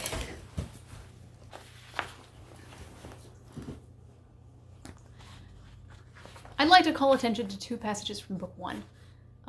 One we just talked about, Wing wanting to protect the other students. And of course, in Wing's epilogue, he is protecting a whole lot of children. Wing has always been characterized as a protector, both of Otto and of many, many people. In this book, he primarily protects Penny and Miss Leon. And then finally, he's able to protect the other students. Is Otto like that? Not really. When Otto is facing down against Anna, all the other students have already been evacuated. And the question is, has this always been the plan for the series? I think so. Because of 2 specific passages in book 1 that I think foreshadowed this. For one, in book 1, when Laura almost falls into the boiling water as they're in the laundry chutes, there is this sentence that says, all thoughts of escape had gone from his head when he had seen Laura fall. He would never have forgiven himself if something had happened to her. They wouldn't have been there at all if it had not been for his plan, and he felt that it was his responsibility to get them all through this in one piece. And second of all, in Otto's final conversation with Wing in book 1, it says, Otto stopped, his hand on the helicopter door handle. He had never had a friend like Wing before. Always too busy trying to outwit everyone around him. He'd never had the time or the inclination to worry about his own loneliness. But something inside him had changed. Wing had risked his life for him without hesitation, and now Otto was going to repay him by just abandoning him here. He thought about Laura and Shelby, how he had promised them that he would get them out of here, away from Hive. Could he just leave them all behind? He heard Nero's words from earlier that day echoing in his head. Where exactly did you think you were going? There is an absolutely spectacular sequence that follows this, where Otto, Laura, Wing, and Shelby, the original 4 who tried to escape, are 4 of the 6 last people on the island, with Raven and Nero off doing their own plotline. And those are the people that Otto is fighting for. And Is it possible that we could have had a series where Otto developed into the kind of person who is saving all of the students? Sure. But Otto would have been a different character. Fundamentally, Otto is that person who, in Book 8, when they were rescuing all of the students, he went to Laura's bedroom first to make sure that she made it out, before ensuring the safety of the couple of hundred other people. He is the person who protects the people in his circle, but he does care a little bit about everybody else. So the evacuation sequence completes, and it's super, super cool. Tahir Khan was prophetic when he was talking about the cells in Book 1. All the bedrooms are shipping containers that they can use to evacuate the island. And they all pop out like little cells in a beehive. I thought this was cool as crap. When I talk about how this series was originally 1950s James Bond fanfic, and it's supposed to be those silly tropes, deconstructed, not even deconstructed, but like played with. Sorry, I should not use the word deconstruction since it's used so often, and this is definitely not a deconstruction. When we see the things that make us think of Book 1, I feel like we're doing something that we were always supposed to be doing. I loved Books 7 and 8. They are very grounded, very good stories. But they're also very different from what the series was originally seeming like it would be. So when we get these rocket-propelled cells that propel the students to safety as far away from the school as possible so that they can be the minimum safe distance from a nuclear detonation, hell yeah. We get the announcer lady with the tutorial videos back. She's got a little animation that shows the kids how to get into safe positions on their beds before they are strapped in. I thought it was awesome. Let's talk about Nero and Anastasia. I think I mentioned this before, but Raven's plot in this is effectively zilch. She is under mind control the entire time. She has almost zero character development whatsoever. And so for that reason, I'm going to be talking about Raven primarily in the next episode I'm recording tomorrow. In this book, she's pretty much just forced to torture Nero, which I think was a very lazy writing decision. Raven just kind of stands around and does nothing for 2 solid thirds of this book. So then we get into the final sequence. Talking about this with some of my friends has been a little bit tough, because I thought that this was absolutely spectacular, and a lot of other people said that it was just an ending. Okay, actually one person has told me that it was just an ending, and it made me kind of question myself, but no, I stand by it. I think that this final sequence, the last 30 pages or so before the epilogue, is absolutely spectacular, nothing but hits.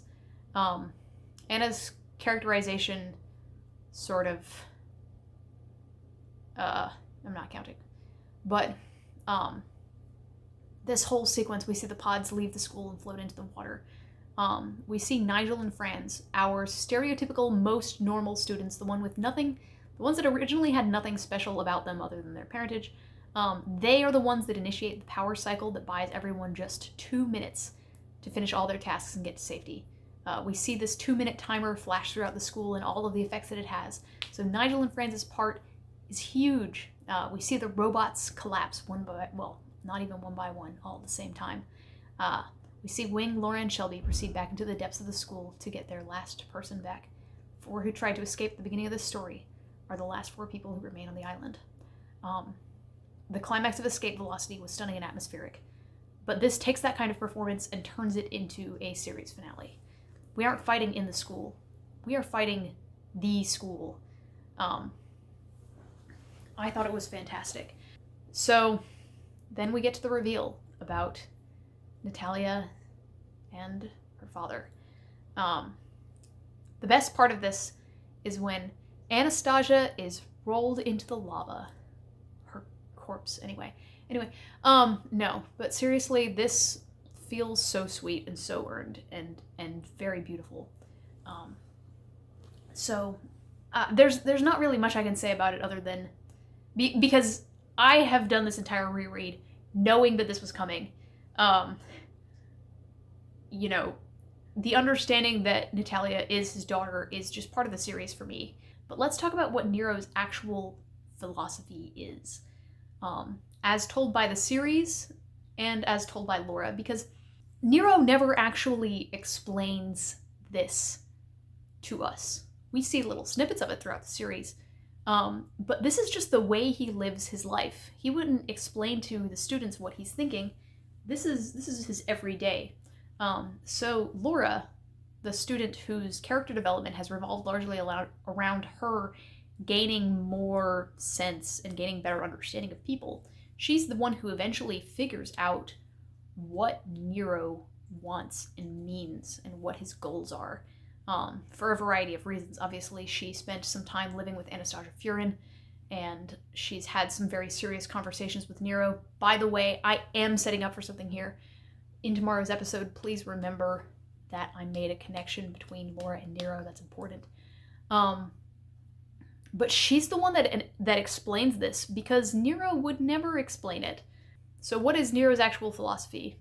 For one, no killing unless absolutely necessary. People who are still alive are people who might be useful later. Second of all, self-restraint. You do not want to get into this business because you want glory. Or if you do want glory, do it in a way that keeps other people safe. Show off, try to go for the record, but don't kill people to get there, and don't try to take control away from other people or do bad things to other people. Most importantly, I think, replace awful people with pretty bad people. In politics, for example, it's really hard to get people to succeed who are fundamentally good. The kinds of people who are going to thrive in politics are people who are blood-sucking insects. Nero tries to set out to, for example, raise very, very effective politicians who also are not total monsters, so that they can outmaneuver the monsters on the political playing field. We've seen this with, for example, Matt Ronson. Matt Ronson was a disciple. He helped enable the capture and holding of children in the glass house.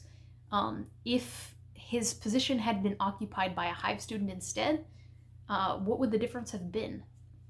Nero wants to have Hive students in positions of power as much as possible.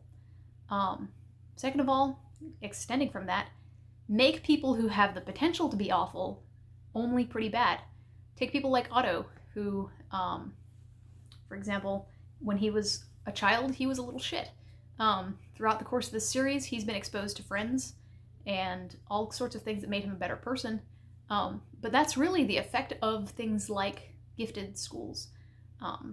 I personally went to a magnet school for computer science when I was in high school, and it had an extraordinary effect on my personality. I was much like, okay, I can't say I was much like Otto when I was a child, but I was a different flavor of little shit. And going to that kind of school where I received care from teachers and was surrounded by people who had the same interests as me instead of just thinking that I was better than everyone else for not wearing Gucci, had a real improvement on me as a person. I can personally testify that this kind of model works. Extending to this, Penny is somebody that we're going to talk about tomorrow, but Penny is somebody else who had the potential to be a real supervillain and was instead taken in by Nero and just turned into kind of a bitch. But that's better than being a supervillain. Next is change systems by being inside them rather than outside. He wants people to be infiltrating governments, not nuking them.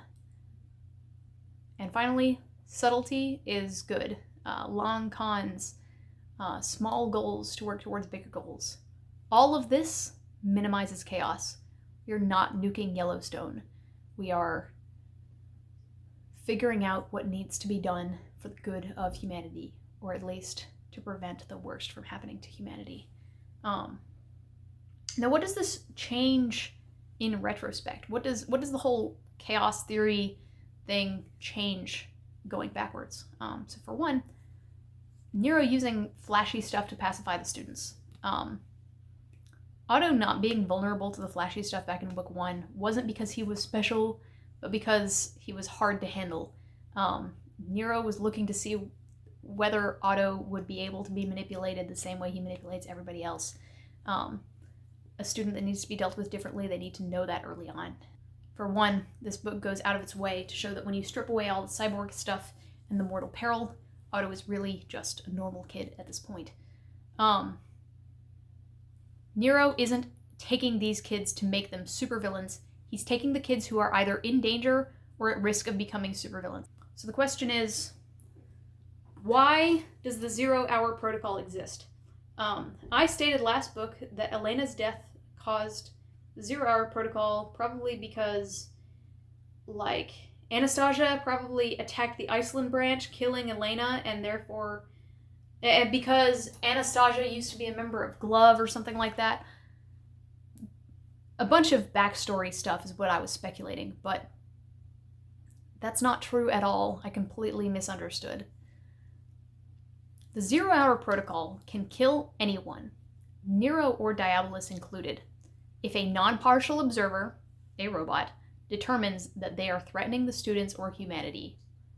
Not because of revenge or paranoia because of what happened to someone else, not to protect the school, and not because Anastasia defected or anything like that. The 0 Hour Protocol exists for the simple reason that Maximilian Nero is a good man. And that, I think, is the final thesis of the series. Or one of them. Nero struggles to control the council in this book. The council threatens to come after him when they find out that the children that he's been protecting, who are their actual children, are in danger. He really struggles to manage both Hive and Glove at the same time. But what's important is that he does a good enough job. He does not have to be the optimal leader of Glove. He has to do good enough. And that is what minimizes chaos. Number 1 was the perfect leader of Glove to take over the world. And Overlord actually was even better. But we don't want Overlord, the perfect robot who can take over planets. We want Nero, who is going to keep chugging at this problem for his entire life, never give up, and do a good enough job to keep things moving. Alright, so let's move away from Maximilian and Natalia Nero and move into the final fight between Anna and Otto. Takes place in Hive Mind's data room. Hive Mind has been turned red and is in a position of subjugation. So what is Anna's final motive? For one, she values power, obviously. She is the most powerful. She believes she is the one who deserves to have this planet because humans can't be trusted with it. Now, this is really just an excuse, but once she looks through the internet and realizes that she doesn't think humans deserve this planet, she goes, well, then I do, and it must be because I have superpowers and they don't. At first she's insecure about this and she's killing people left and the right, but she becomes more secure in this and her own decision making over time. So she makes this offer to Otto. She says, when my brothers and sisters wake up, we're going to start this hive mind that is going to rule over and guide humanity. We are going to solve climate change and solve war and all that stuff. First, we are going to nuke the major centers of population, but we're not going to kill everybody. And then we're going to rebuild the world in a better, brighter image. She's willing to extend this offer to Otto because she's calmed down a little. Oh, by the way, also she says that he is weak, but she will give him a new body that is stronger. This offer to let him be part of the hive mind is a twisted version of what Otto has always wanted. A real blood family who will never let him go. He's thought that he looks weird because he has white hair, but soon he could be part of a group that all looks like that because they are his family. But from the moment she suggests it, obviously, it's lunacy. This can never happen. Otto Malpence can never have a family. So Otto has this progression of arguments. First, he starts citing back Laura and Nero's keep a lid on the chaos speech, trying to talk some sense into her. Like I said, the thing that makes Otto human is his ability to talk to, manipulate, and influence and get through to other people. He tries his damnedest to talk Anna down before resorting to violence. And then he says, you can't judge humanity by its worst examples. This is a night and day difference from the Otto we met in book 1, an entitled, judgy little shit who hated everyone. He values humanity now because of the connections that he's made with humans, primarily with Laura, Shelby, and Wing. But it doesn't work. Anna doesn't value humanity. She does not value life. So he transitions slowly from that idea into Lucy's. That there always has to be a choice.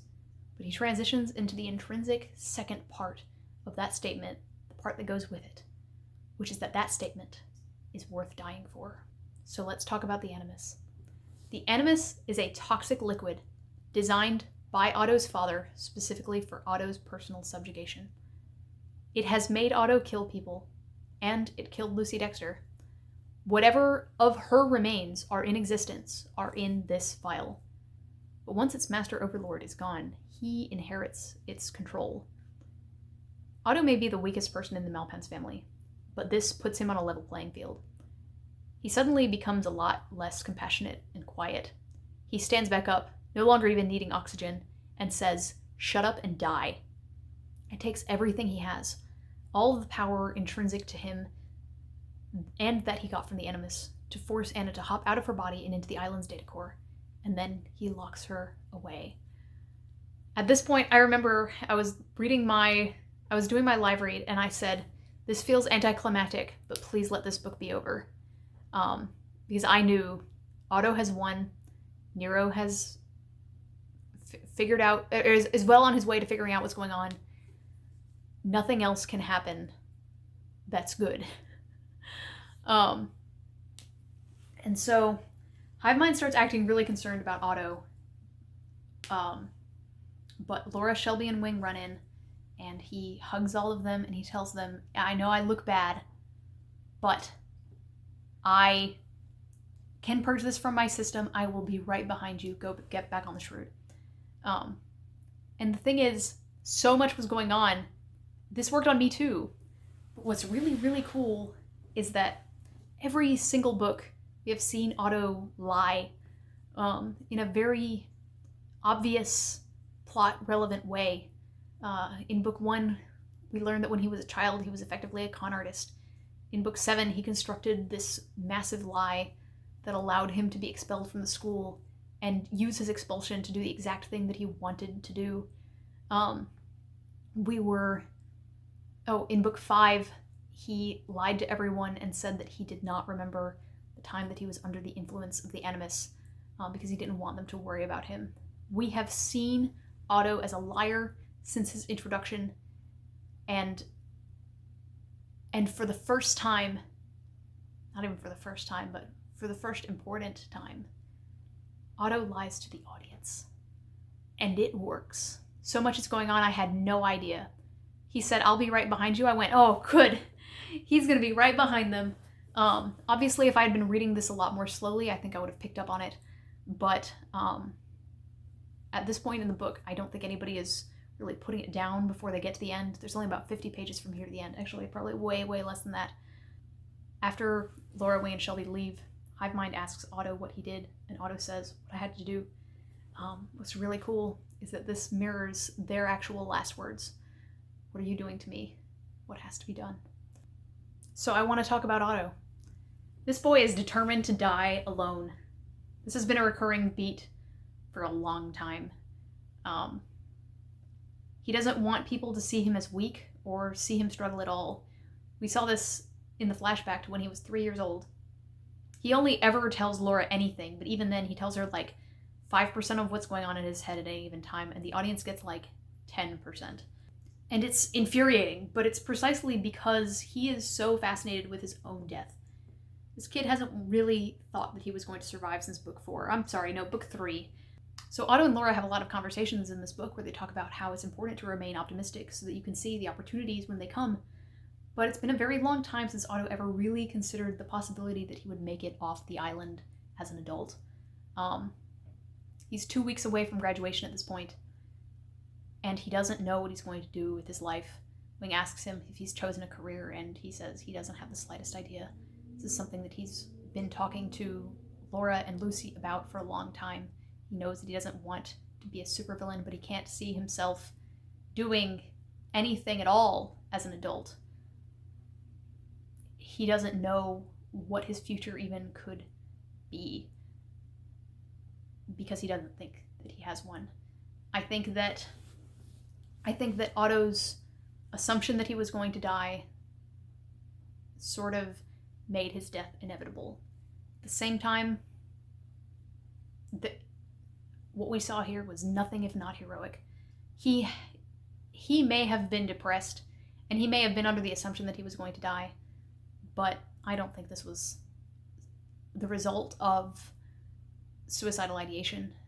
I don't think he wanted to die. I think it was made pretty clear in that last scene where he was discussing good and evil with Laura on the Megalodon that he wished he would be able to have more conversations like this. But he never believed that it was possible.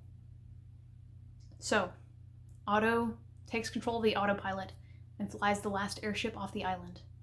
He calls in to talk to Laura one last time, apologizes for lying to her, and just generally looks like he's about to die. What we all should have realized, of course, is that what killed Overlord and Lucy Dexter was a nuclear explosion, and thus injecting the charred remains of that event into his bloodstream is inviting radiation poisoning. But we have always said that Otto's biggest insecurity was, or biggest fear, was that he was radioactive.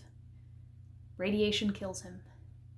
So Otto kills the other clones in vitro and waits for everyone to be at a minimum safe distance. And then he apologizes to Hivemind for not being able to save them both. And so this scene spins down into an almost eerie quiet. There are no more robots, and there are no more witches. There are soon going to be no more cyborgs, and no more AI. But the thing that makes Otto human, his connection to others, allowed him to befriend an artificial intelligence 6 years ago. He has protected Hivemind, and Hivemind has protected him in return. He doesn't talk about girls with Wing, but he talks about girls with Hivemind. Hivemind has seen him on the toilet. He saw him changing in the first scene he was in, and now Hivemind sees him dying. And so, at the end of this book, when Otto has given up his humanity and his opportunity to be part of a family, and every single one of his human connections, there is one connection who remains. Otto has never wanted to appear weak in front of others, but he succumbs to organ failure before Hivemind. While all of the humans, including the audience, are fooled by Otto's lies, Hivemind is the last person who stays inside his circle, precisely because he is an artificial intelligence. We see the island destroyed. We see the nuke at the base of the island go off. We see the island crumble into the ocean, and we see Laura crumble with it. But all this happens at the break of an early morning sky, a new beginning.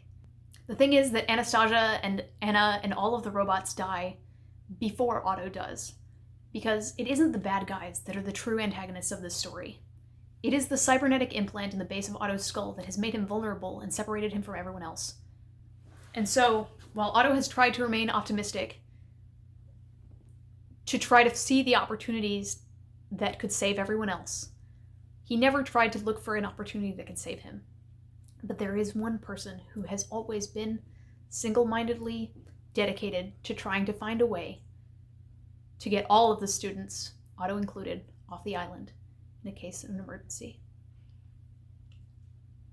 And so after Otto kills all of the other clones in vitro, Hivemind opens a connection back up to the Cradle, this facility where Anna and the other clones were born, that can effectively 3D print bodies with certain specifications. And I commented in book 1 about how I appreciate that the book made clear that a copy of Hive Mind is a new person, not a path to immortality. If you shut down Hive Mind and bring him back up, or if you kill Hive Mind unsafely and bring him back up, you get a new Hive Mind. You can't just, it's not the same person anymore.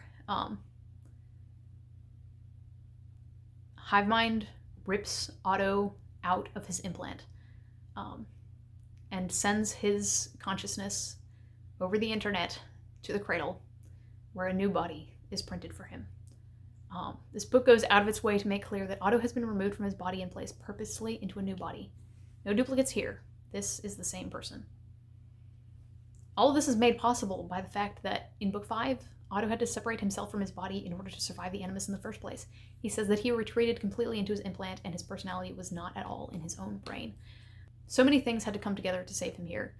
Anna had already killed all the scientists. Anna's recent birth meant that her chamber was empty and there was an empty chamber that he could be reborn in. But ultimately what's important is that after 3,000 pages of pain and heartache, Otto Malpence made it. Mitch has some really great analysis on Otto's rebirth, so I'm going to let her handle that. But I want to address something now. It is left open at the end of this story whether Otto is a cyborg again when he returns, or whether he is a human. I think that the only possible explanation is that he is a human. There is an argument to be made that he is still a cyborg, and that argument is, if he was a cyborg, Hive Mind could have been shipped with him to live in his head. There is one thing that I know after reading this series for the past 3 months / the last 10 years, and that is that Hive Mind loves Otto too much to do that to him. It has been made abundantly clear that Hive Mind can either exist on the island or in Otto's head. And while Otto has gotten more comfortable with Hive Mind over time, he does value his privacy, for example, as well as his bodily autonomy. Putting Otto into another cyborg body leaves him vulnerable all over again. The only thing that Otto has ever wanted is to be a normal human person. It has been stated 1,000,000 times, and Hive Mind was there most of the times when he said, "Please, all I want is to be human. I really hate being a cyborg. This sucks." Hive Mind would not force Otto into a life that is identical to the first 19 years of his life for his own benefit, even if it meant his own death. The only way I can possibly interpret the end of this series is that the Otto that returns in the final sentence is human, and Hive Mind died. I love Hive Mind, but he didn't make it. He went down with the island, which was something that he's been willing to do for a while. So now we have to count out some kills. So there are exactly 14 kills by the good guys in the entire book, I think. 13 of which are Otto. He explodes a rocket launcher to kill somebody at the Sinister Castle. He kills Anna, and he kills the other 11 clones. Those are fetuses. I mean, they're not fetuses. It's like the day before they're born. So I'm going to count them as kills. I believe that puts him at 28 kills, 2 less than Laura. So, sorry, dude. Almost made it to first place. Not quite. Tomorrow I'm going to be recording a new video about the epilogue and everybody's character arcs. So, stay tuned.